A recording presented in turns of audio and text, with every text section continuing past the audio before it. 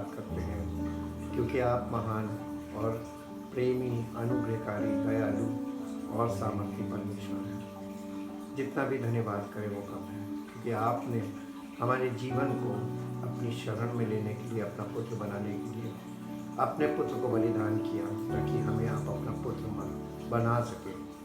हम धन्यवाद करते हैं। अपना जीवन आपको समर्पित करके आपसे धन्यवाद के साथ ये कहना चाहते हैं कि आपने हमें स्वीकार किया, ग्रहण किया और अपना पुत्र बनाया। ये हमारे लिए बहुत बड़ी बात है और हमारी सोच से परे है। इसलिए प्रभु, हम सारी महिमा, सारा आदर आपको देते हुए आपकी शरण में आते हैं, क्योंकि आपने अपने पुत्र के बलिदान के द्वारा हमें अपनी शरण में आने के लिए मार्ग बनाया, ताकि हम पहुँचें और पवित्र आत्मा देकर हमें अपना पुत्र और पुत्री बनाया। हम धन्यवाद करते हैं। चाहते प्रभु, आपकी योजनाएं हमारे जीवन में लागू हों और आपकी योजनाओं के द्वारा हमारा जीवन आपकी महिमा का कारण बने। जैसा आपने हमारे लिए नियुक्त किया है, जैसा आपने हमारे लिए डिज़ाइन किया है, उस तरीके से हमारे जीवन में परिवर्तन हो और पवित्र आत्मा का कार्य पूर्ण हो, ताकि हमारा जीवन आपकी महिमा से परिपूर्ण हो और आपकी महिमा का कारण बने। धन्यवाद के साथ इस प्रार्थना को आपके इकलौते पुत्र प्रभु यीशु मसीह के पवित्र नाम से मांगते हैं, आमीन। जय मसीह की। परमेश्वर का धन्यवाद करते हैं, क्योंकि परमेश्वर अद्भुत युक्ति करने वाला है और उसने हम मानव जाति के उद्धार के लिए अद्भुत युक्ति ही रखी है। और आज मैं आपके बीच में एक महत्वपूर्ण और नया विषय लेकर आया हूँ, और वो है कि विश्वास यानी बिलीव, मन का विश्वास, और बिलीवर यानी मन में विश्वास करने वाले लोग। और हम आज बिलीव की परिभाषा को जानेंगे कि बिलीव का मतलब होता क्या है। बिलीव मीन्स मन का विश्वास, अर्थात मन में ऐसी धारणाएं या मान्यताएं बैठ जाना जैसे कि वो सत्य है, यानी किसी की भी बात को सच मान लेना, लेकिन उस विषय में निश्चित ना होना, यानी उसका कंफर्मेशन ना होना, यानी उस विषय में हमको निश्चित तो नहीं है लेकिन विश्वास है। इसी को बिलीव कहते हैं। बिलीव यानी मन का विश्वास, और मन में सबके विश्वास होता है, और चाहे वो किसी भी चीज़ को लेकर हो, किसी भी बात का हो, और वो विश्वास उसके मन के अंदर बैठता, वही बिलीव कहलाता है या मन का विश्वास कहलाता है। बिलीव यानी मन का विश्वास। और इस प्रकार से सबके मन में ऐसा विश्वास भरा होता है और सब विश्वासी हैं, और सब अपने अपने मन के विश्वास के आधार पर ही जीवन व्यतीत करते हैं। लोगों का ये मानना है, विश्वास का मतलब होता है, मन का विश्वास मतलब मान्यता, मानना। लोगों का ये मानना है कि हम ऐसा करेंगे तो ऐसा हो जाएगा, यदि हम ऐसा करें तो ऐसा होना चाहिए, यदि हम ये करेंगे तो ऐसा होगा। यानी मनुष्य अपनी करनी का विश्वास करता है कि हम ऐसा करेंगे तो उसका परिणाम हमको ये मिलना चाहिए या मिलेगा। इसी विश्वास को बिलीव कहते हैं, यानी मन का विश्वास कहते हैं। और इस प्रकार से लोगों का ये मानना है कि यदि हम एक विशेष प्रकार का पत्थर अंगूठी में पहन लेंगे तो हमारा ये काम बन जाएगा। इसी प्रकार से लोग ये विश्वास करते हैं कि हम यदि अपना होरोस्कोप यानी अपना राशिफल पढ़ेंगे, उसमें जो लिखा है वो हो जाएगा। इसी प्रकार से लोग तरह तरह का विश्वास लोगों के मनों में पाया जाता है। इसका मतलब ये कि लोग तरह तरह का बिलीव उनके मन में पाया जाता है, और ऐसी हजारों और लाखों मान्यताएं और धारणाएं मनुष्यों के मनों में भरी हुई हैं। और इस आधार पर हम ये कह सकते हैं कि हर व्यक्ति अपने आप में विश्वासी तो है, लेकिन उसके अंदर जो मन में विश्वास बैठा हुआ है, जिसे वो सत्य मानता है, क्या वो विश्वास वास्तव में सत्य है? क्या ऐसा विश्वास जो मनुष्य के मन में मान्यता और धारणा के रूप में स्थापित है, क्या उसका उद्धार ये इस प्रकार के विश्वास से हो सकता है? इस प्रश्न के साथ हम आज इस अध्ययन को शुरू करेंगे। ऐसा कोई व्यक्ति नहीं जो विश्वासी ना हो, सब विश्वासी हैं। सब मनुष्य चाहे वो किसी भी जाति का हो, वो विश्वास तो ज़रूर करता है कि हम ये करेंगे तो ये होगा, ऐसा करेंगे तो ऐसा होगा। तो प्रश्न ये है कि फिर परमेश्वर का अनुग्रह क्यों नहीं प्रकट होता है। यानी अगर आपके मन में विश्वास है तो परमेश्वर का अनुग्रह क्यों नहीं प्रकट होता है। ये बात इसलिए, ये प्रश्न इसलिए उठता है क्योंकि परमेश्वर के वचन में इफिसियों की पत्री 2 अध्याय और उसके 8 पद में इस प्रकार से लिखा हुआ है। इफिसियों की पत्री 2 अध्याय और उसके 8 पद में ऐसा लिखा हुआ है, क्योंकि विश्वास के द्वारा अनुग्रह ही से तुम्हारा उद्धार हुआ है। विश्वास के द्वारा अनुग्रह ही से तुम्हारा उद्धार हुआ है। यानी विश्वास के द्वारा अनुग्रह आता है और अनुग्रह के द्वारा हमारा उद्धार होता है। और ये तुम्हारी ओर से नहीं वरन परमेश्वर का दान है। क्या? उद्धार परमेश्वर का दान है और अनुग्रह परमेश्वर का दान है। अनुग्रह के द्वारा हमारा उद्धार होता है और अनुग्रह जो है वो परमेश्वर का दान है या गिफ्ट है। और ये गिफ्ट हमको कब मिलता है? विश्वास ही के द्वारा मिलता है। तो वो विश्वास जिसके द्वारा अनुग्रह प्राप्त होता है और अनुग्रह का रिजल्ट उद्धार होता है, तो वो विश्वास यानी हमारे मन में अगर आ जाए तो हम पर अनुग्रह हो जाए और हमारा उद्धार हो जाए। और इसीलिए वरन परमेश्वर का दान है। और 9वें पद में लिखा, और न कर्मों के कारण ऐसा न हो कि कोई घमंड करे। हमारा विश्वास जो कर्मों के द्वारा हम करते हैं, प्रकट करते हैं, परमेश्वर हमसे वो विश्वास नहीं चाहता, क्योंकि उस विश्वास से परमेश्वर का अनुग्रह प्रकट ना होता है और ना होगा। तो हमें क्या विश्वास करना है? यहाँ पर इंग्लिश में हम जरूर देखेंगे यहाँ पे विश्वास के लिए क्या शब्द इस्तेमाल किया गया है। इफिसियों की पत्री, the book of Ephesians chapter 2 verse 8। Ephesians chapter 2 verse 8। और यहाँ पर इस प्रकार से लिखा हुआ है इंग्लिश एम्प्लीफाइड वर्जन में, for it is by free grace God's unmerited favor that you are saved, यानी delivered from judgment and made partakers of Christ's salvation through your faith. And this salvation is not of yourselves, of your own doing. It came not through your own striving, but it is the gift of God.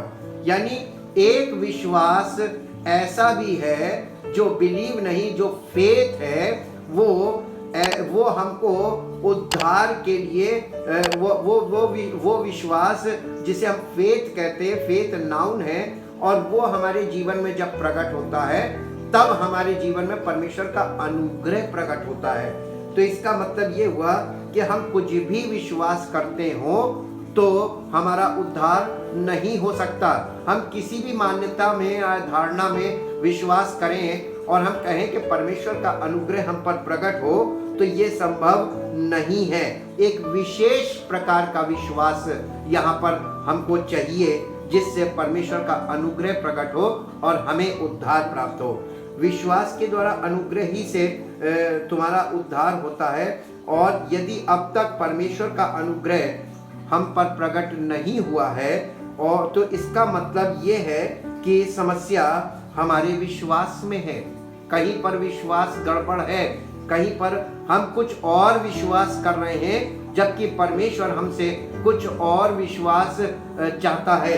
और इसीलिए हम आज इस अध्ययन के द्वारा ये देखेंगे कि हम किस प्रकार की मान्यता अपने अंदर रखते हैं, अपने मन में किस प्रकार का विश्वास रखते हैं, और परमेश्वर का आत्मा परमेश्वर के वचन के द्वारा हमें किस प्रकार के विश्वास की बात बताना चाहता है।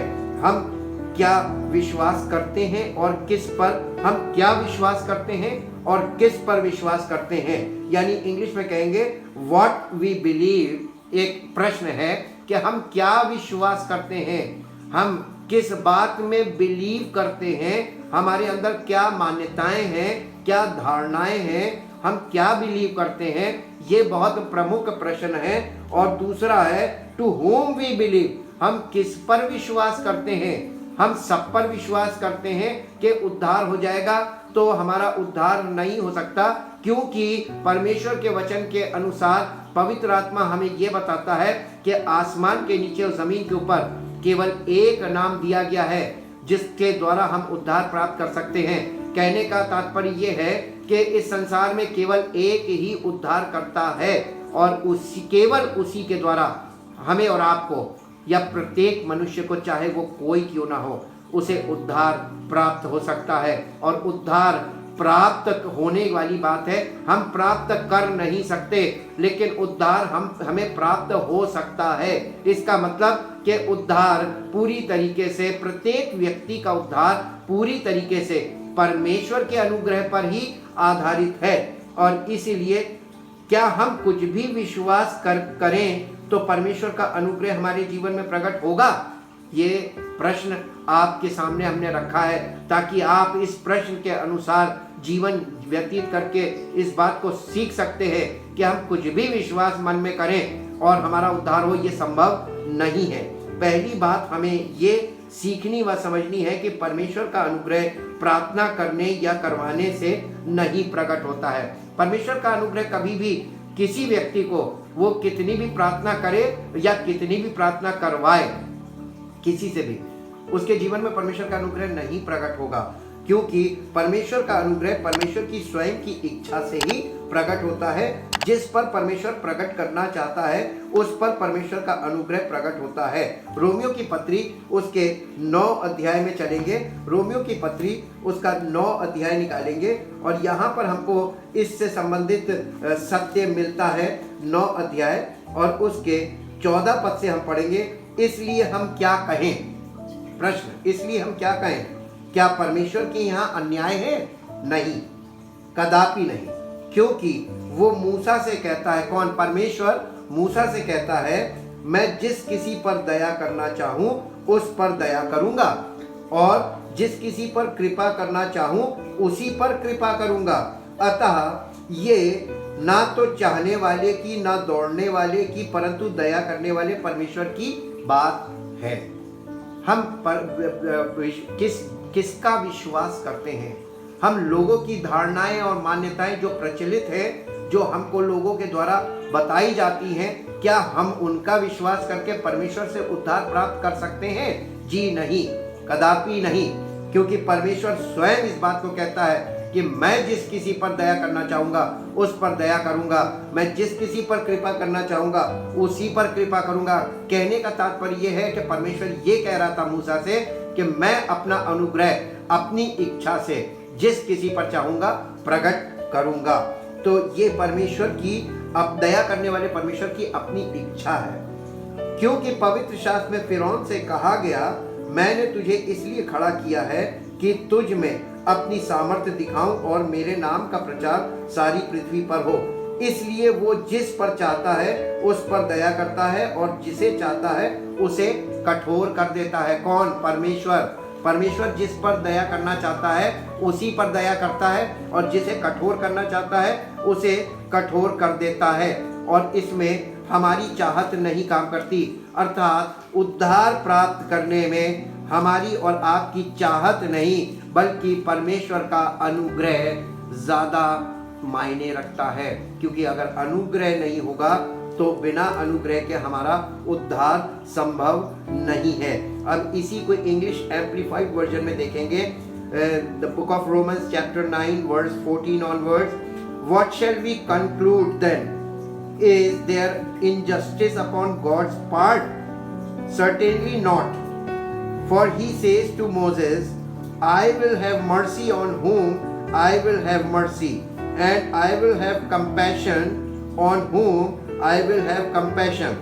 So then God's gift is not a question of human will and human effort, but of God's mercy.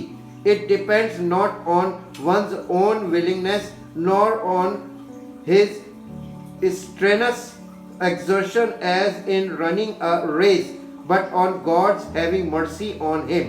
For the scripture says to Pharaoh, I have raised you up for this very purpose of displaying my power in dealing with you, so that my name may be proclaimed the whole world over. So then he has mercy on whomever he will, यानी वो जिस पर चाहे उस पर अनुग्रह करता है. So then he has mercy on whomever he wills, यानी chooses, जिसको वो चुनता है उस पर वो अनुग्रह करता है. And he hardens, makes stubborn and unyielding to the heart of whomever he wills, यानी वो जिसको नहीं चुनता उसके हृदय को कठोर कर देता है. यानी परमेश्वर अपने आप को खुद अपना काम खुद करता है और वो अपने लिए खुद लोगों को चुनता है कि किसका उद्धार उसे करना है और किसका नहीं करना है. तो अब प्रश्न ये उठता है कि परमेश्वर किन लोगों पे अनुग्रह करना पसंद करता है. अब परमेश्वर की इच्छा की बात आई है तो हमें परमेश्वर की इच्छा जानने की जिज्ञासा पैदा होनी चाहिए कि परमेश्वर किस पर अनुग्रह करना चाहता है. और अगर हमें ये पता चल जाए कि परमेश्वर किस तरह के लोगों पर अनुग्रह करना चाहता है तो हम उन बातों को पवित्र आत्मा के द्वारा परमेश्वर के वचन से सीख कर जान सकते हैं. परमेश्वर ने हमें सारी चीज़ें हमारे सामने अवेलेबल रखी ताकि हम परमेश्वर की इच्छा भी जान सकते हैं, परमेश्वर की योजना की भी जानकारी ले सकते हैं जो परमेश्वर के वचन में है. बस हमें पवित्र आत्मा के मार्गदर्शन की ज़रूरत है इन वचनों को समझने के लिए और समझकर हमारे अंदर ऐसा विश्वास पैदा हो जिससे परमेश्वर हम पर अनुग्रह करे. इसी रोमियो की पत्री के 9 अध्याय के 30 पद से पढ़ेंगे. रोमियो की पत्री 9 अध्याय और उसके 30 पद से हम देखेंगे. यहाँ पर आगे और इसका वर्णन है और यहाँ पर इस प्रकार से लिखा हुआ है. 9 अध्याय के 30 पद के ऊपर हेडिंग दी हुई है, इजराइल का अविश्वास. यह हमारे एग्जाम्पल के लिए दिया गया ताकि हम ये देखें कि परमेश्वर ने इजराइल को अपनी प्रजा मान के ग्रहण किया था और उनको वो उद्धार करता देना चाहता था, लेकिन उन्होंने ऐसा क्या किया जिससे उन पर अनुग्रह परमेश्वर का नहीं हुआ. 30 पद से 9 अध्याय के 30 पद से, अतः हम क्या कहें ये कि अन्य जातियों ने जो धार्मिकता की खोज नहीं करते थे धार्मिकता प्राप्त की, अर्थात उस धार्मिकता को जो विश्वास से है, परंतु इजरायली जो धर्म की व्यवस्था की खोज करते थे उस व्यवस्था तक नहीं पहुंचे. किस लिए? इसलिए कि वे विश्वास से नहीं परंतु मानो कर्मों से उसकी खोज करते थे. उन्होंने उस ठोकर के पत्थर से ठोकर खाई. यानी ये यहाँ पर ये बताया जा रहा, आगे 33 पद में लिखा, जैसा लिखा है, देखो मैं सिय्योन में एक ठेस लगने का पत्थर और ठोकर खाने की चट्टान रखता हूँ और जो उस पर विश्वास करेगा वो लज्जित ना होगा. यानी परमेश्वर हमारे सामने एक ऐसा पत्थर रख रहा है जिस पर हमें विश्वास करना है, जिस पर विश्वास करना असंभव है. और कर्मों के द्वारा तो परमेश्वर हमसे विश्वास करने को कहता ही नहीं कि हम विश्वास के कार्य करें ताकि परमेश्वर का अनुग्रह हमको मिले. हम अपने उद्धार के लिए कुछ नहीं कर सकते.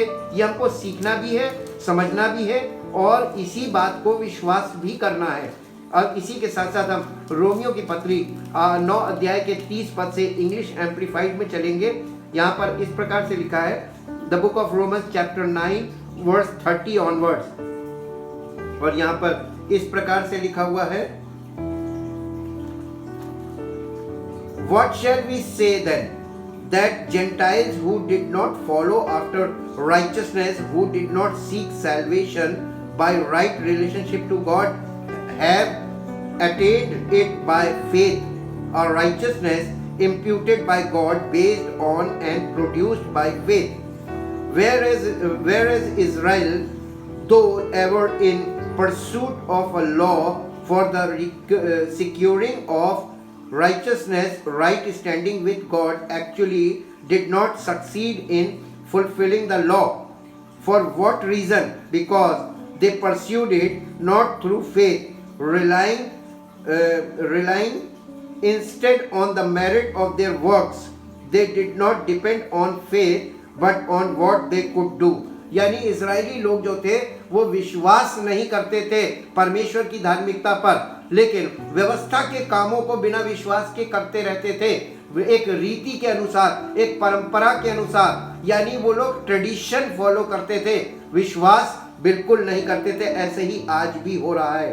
Instead on the merit of their work, they did not depend on faith but on what they could do. यानी वो विश्वास पर निर्भर नहीं करते थे, बल्कि इस बात पे कि वो जो कर रहे हैं उससे उनका उद्धार होगा। They have stumbled over the stumbling stone, उन्होंने उस ठोकर के पत्थर से ठोकर खाई। As it is written, behold I am laying in Zion a stone that will make man stumble, और rock that will make them fall, but he who believes in him, यानी जो कोई उस पत्थर पर विश्वास करेगा, उस चट्टान पर विश्वास करेगा, वही उसी पर परमेश्वर का अनुग्रह होगा। इसीलिए लिखा है, but he who believes in him, who adheres to trust in and relies on him shall not be put to shame nor be disappointed in his expectation। यानी जो कोई उस चट्टान पर विश्वास करेगा, आपको मालूम है नए नियम के अनुसार प्रभु यीशु मसीह वो चट्टान है जिस पर परमेश्वर ने कलीसिया का को बनाया है, और जब वो चट्टान जो है वो कलीसिया की नींव है, फाउंडेशन है। हमारे विश्वास की फाउंडेशन क्या है? हम टू होम वी बिलीव, हम किस पर विश्वास करते हैं। इसके बाद ये सवाल उठता है कि हम क्या विश्वास करते हैं। सबसे पहली बात हमको खोज में ये मिली कि हमें किस पर विश्वास करना है, और वो केवल एक है, उसका नाम है प्रभु यीशु मसीह, जो हमारी विश्वास की चट्टान है, हमारे विश्वास का आधार है। हमें उस पर विश्वास करना है। और दूसरा पॉइंट ये उठता है कि हमें क्या विश्वास करना है। अब इसी के 10 अध्याय के आगे बढ़ेंगे। 10 अध्याय के पहले पद से, हे भाइयों, मेरे मन की अभिलाषा और उनके लिए परमेश्वर से मेरी प्रार्थना है कि वे उद्धार पाए। ये कौन बोल रहा है? ये पौलुस बोल रहा है। किसके लिए बोल रहा है? ये इजराइलियों के लिए बोल रहा है, यहूदियों के लिए बोल रहा है, ये अपने कुल के लिए बोल रहा है। क्योंकि मैं उनकी गवाही देता हूँ कि उनको परमेश्वर के लिए धुन तो रहती है, परंतु बुद्धिमानी के साथ नहीं। इजराइलियों के पास परमेश्वर के लिए धुन है, लेकिन उनके पास बुद्धिमानी नहीं है। जैसा कि हम पौलुस के द्वारा इस बात को जानते हैं कि हमें परमेश्वर की आराधना या परमेश्वर की जानकारी आत्मा और सच्चाई, यानी आत्मा के साथ भी हमें होना चाहिए और बुद्धि के साथ भी हमें होना चाहिए। हमारे पास पवित्र आत्मा का फल भी होना चाहिए और बुद्धिमानी भी होनी चाहिए। हम बुद्धि से भी परमेश्वर की सेवा करें और आत्मा से भी। खाली आत्मा का होना और बुद्धि का ना होना, ये भी एक गलत सर्किट बन जाता है, जिससे हमारे जीवन में आत्मा का प्रकाश कभी भी नहीं आता है। और इसीलिए उसने यहाँ पर उनकी गवाही देकर कह रहा है कि क्योंकि मैं उनकी गवाही देता हूँ कि उनको परमेश्वर के लिए धुन रहती है, परंतु बुद्धिमानी के साथ नहीं। क्योंकि वे परमेश्वर की धार्मिकता से, कैसे पता चलता बुद्धिमानी से नहीं है? क्योंकि वे परमेश्वर की धार्मिकता से अनजान होकर और अपनी धार्मिकता स्थापित करने का यत्न करके परमेश्वर की धार्मिकता के अधीन ना हुए। क्योंकि हर एक विश्वास करने वाले के लिए धार्मिकता के निमित्त मसीह व्यवस्था का अंत है। यदि किसी व्यक्ति के जीवन में मसीह आ गया या किसी ने वास्तव में मसीह पर विश्वास कर लिया, उसके जीवन में व्यवस्था का अंत हो जाना चाहिए। उसके जीवन में उद्धार के लिए काम करना बंद हो जाना चाहिए। इस मानसिकता से उसको बिल्कुल छूट जाना चाहिए कि हमारे कुछ किए से हमारा उद्धार हुआ या हमारे कुछ किए से किसी का उद्धार हो सकता है। हम किसी को उद्धार दे नहीं सकते, लेकिन हम उद्धार के मार्ग के बारे में लोगों को अवश्य बता सकते हैं। और पवित्र आत्मा यदि हमारे जीवन में है और हम पवित्र आत्मा की अगुवाई में जीवन व्यतीत करते हैं और हम पवित्र आत्मा की अगुवाई में चलते फिरते हैं और हम पवित्र आत्मा की अगुवाई में बोलते हैं, तो हम पवित्र आत्मा की अगुवाई उनको बोलकर कर सकते हैं कि किस प्रकार हमें परमेश्वर का अनुग्रह हमारे जीवन में प्रकट होगा और किस प्रकार परमेश्वर के द्वारा हमें उद्धार प्राप्त होगा। स्वयं भी उद्धार प्राप्त करना है और उस जीवन का प्रदर्शन लोगों के सामने हो, ताकि हमारे जीवन को देखकर उनके जीवन में उद्धार का काम हो और वो विश्वास करें जिससे परमेश्वर का अनुग्रह उनके जीवन में प्रकट हो सके। इसीलिए ये 10 अध्याय बहुत इम्पोर्टेंस रखता है। यानी ये 10 अध्याय इतना इम्पोर्टेंट है हर उस व्यक्ति के लिए जो उद्धार पाना चाहता है, क्योंकि 10 अध्याय के 5 पद से अगर हम देखें तो यहाँ पर लिखा उद्धार सबके लिए, लेकिन हम सब लोगों को उद्धार प्राप्त करता नहीं देख पा रहे हैं। उसका रीजन क्या है, हम इसमें चलेंगे। क्योंकि मूसा ने ये लिखा है कि जो मनुष्य उस धार्मिकता पर जो व्यवस्था से है चलता है वो उसी से जीवित रहेगा, परंतु जो धार्मिकता विश्वास से है वो यूं कहती है, तू अपने मन में ये ना कहना कि स्वर्ग पर कौन चढ़ेगा, अर्थात मसीह को उतार लाने के लिए, या अधोलोक में कौन उतरेगा, अर्थात मसीह को मरे हुओं में से जिलाकर ऊपर लाने के लिए। परंतु वो क्या कहती है, ये कि वचन तेरे निकट है, तेरे मुंह में है और तेरे मन में है। ये वही विश्वास का वचन है जो हम प्रचार करते हैं। ये विश्वास का वचन लोग प्रचार करते हैं, लेकिन क्या प्रचार करते हैं, कौन से विश्वास का वचन प्रचार करते हैं, यहाँ पर प्रश्न चिन्ह खड़ा करना जरूरी है कि आप किससे वचन सुन रहे हैं और क्या सुन रहे हैं, और उसके जीवन में उस वचन का यानी प्रभाव नहीं है, यदि उसके जीवन में नया जन्म उसने नहीं प्राप्त किया है, यदि वो पवित्र आत्मा की अगुवाई में जीवन नहीं जीता है, यदि वो पवित्र आत्मा की अगुवाई में नहीं चलता है, तो आप उसके वचन सुनकर आप उसके जैसे विश्वास में जरूर आ जाएंगे, लेकिन आप वो विश्वास नहीं पाएंगे जिससे परमेश्वर का अनुग्रह आप पर प्रकट हो। इसलिए हम इस पद को आगे देखते हैं, क्योंकि 9वें पद में लिखा है, यदि तू अपने मुंह से यीशु को प्रभु जानकर अंगीकार करे, यदि तू अपने मुख से यीशु को प्रभु जानकर अंगीकार करे और अपने मन से ये विश्वास करे कि परमेश्वर ने उसे मरे हुओं में से जिलाया, तो तू निश्चय उद्धार पाएगा। उद्धार क्या है, उद्धार क्या चीज है, हम पहले ये भी देखेंगे, और हमारे मन में कौन सा विश्वास है और हम मुंह से क्या अंगीकार करते हैं। विश्वास का अंगीकार भी जरूरी है, और मन के अंदर हमारे व्हाट वी बिलीव, हम क्या बिलीव कर रहे हैं और हम क्या अंगीकार कर रहे हैं, और हम किस चीज को उद्धार कहते हैं। हम इंग्लिश एम्प्लीफाइड में चलकर इसको देखेंगे ताकि हम इसको और अच्छे से समझ सकें और ये चीज़ हमें बिल्कुल स्पष्ट हो जाए, क्योंकि इसी में यही वो सर्किट है जहाँ से परमेश्वर के अनुग्रह का हमारे जीवन में प्रकट होना अवश्य है। और इसलिए 10 अध्याय के 9 पद को हम इंग्लिश एम्प्लीफाइड में देखेंगे। 10 अध्याय का 9 पद, और यहाँ पर इस प्रकार लिखा है, Because if you acknowledge and confess with your lips that Jesus is Lord, लिखा है because if you acknowledge and confess, acknowledge का मतलब होता है कि यीशु को सच्चा मान लेना।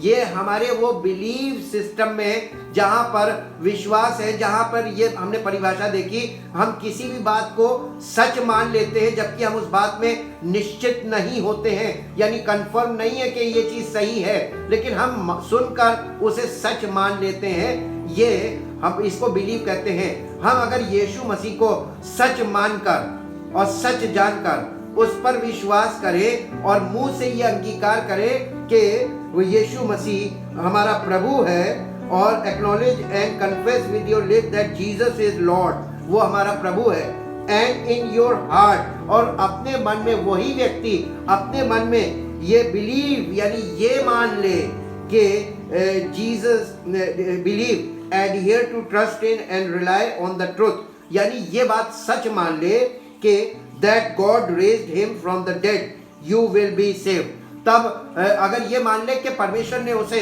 मुर्दों में से जीवित किया है, तो वो व्यक्ति निश्चय उद्धार पाएगा। उद्धार का मतलब होता है परमेश्वर की उद्धार की योजना में आ जाएगा। उद्धार एक दिन में नहीं मिलता है, उद्धार एक लाइफ लॉन्ग प्रोसेस है जो हमारे जीवन में शुरू होता है और हमारे जीवन को अनंत जीवन में ले जाकर उसका वारिस बना के खड़ा करता है। इसलिए ये उद्धार यानी छुटकारा यहाँ हमारे जीवन में शुरू होता है और हमारे पूरी तरीके से संपूर्ण रीति से उद्धार प्राप्त करने तक ये हमारे जीवन में चालू रहता है। इसलिए ये विश्वास बहुत ज़रूरी है कि हमें क्या विश्वास करना है कि परमेश्वर का अनुग्रह हम पर हो। जो कोई यीशु मसीह को अपना प्रभु जानकर और अपने मुंह से अंगीकार कर देता है कि यीशु ही प्रभु है और अपने मन में यह विश्वास कर लेता है कि परमेश्वर ने उसे मृतकों में से जिलाया, वो व्यक्ति के जीवन में परमेश्वर का अनुग्रह प्रकट होता है और वो परमेश्वर के उद्धार की योजना में शामिल हो जाता है। क्योंकि धार्मिकता के लिए मन से विश्वास किया जाता है और उद्धार के लिए मुंह से अंगीकार किया जाता है। हमें दोनों काम करने हैं। धार्मिकता को विश्वास करना है ताकि हमारे मन में परमेश्वर की धार्मिकता आए और मुंह से अंगीकार करना है ताकि हमारा उद्धार हो, छुटकारा हो और पवित्र आत्मा आकर हमारे जीवन में छुटकारे के काम को शुरू करे। आइए अपने जीवन को आज उसके सामने समर्पित कीजिए। आपके मन में क्या विश्वास, आप किस बात पे विश्वास करते हैं कि जितनी भी बातें, जितना संसार में मान्यताएं हैं, धारणाएं हैं, यदि आप सब बातों को बिलीव करते हैं तो आपका उद्धार नहीं हो सकता। क्योंकि उद्धारकर्ता को जब तक आप ग्रहण नहीं करेंगे तब तक, और आप उद्धारकर्ता के जीवित होने का विश्वास नहीं करेंगे तब तक आप पर परमेश्वर का अनुग्रह कभी भी प्रकट नहीं होगा।